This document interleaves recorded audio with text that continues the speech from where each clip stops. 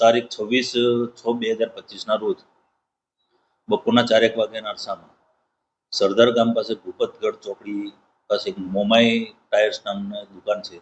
તે દુકાન મયુરભાઈ વસોયાની હોય ત્યાં આગળ આ કામના આરોપીઓ ટાયર લેવા ગયેલા અને ટાયરમાં ચેન્જ કરવા માટે સિકંદર જુમાભાઈ શાંત તથા તેનો દીકરો અરશદ આ વેપારી સાથે ટાયર બાબતે બોલાચાલી ઝઘડો થતા ઉગ્ર સ્વરૂપ લેતા મારામારી કરેલી, જે બાબતે આજીડેમ પોલીસ સ્ટેશનમાં ભારતીય ન્યાય સંહિતાની કલમ 115, 351, 352, 54 તથા બીપીએક 135 મુજબ ગુનો દાખલ કરવામાં આવેલો હતો.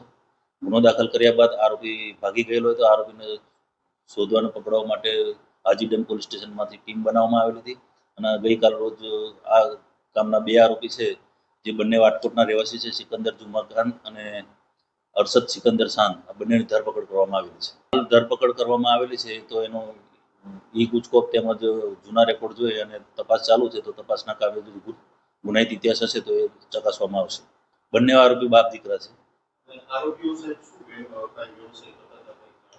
હવે હાલ જાણવા મળેલ નથી, પણ તપાસમાં જે ખુલે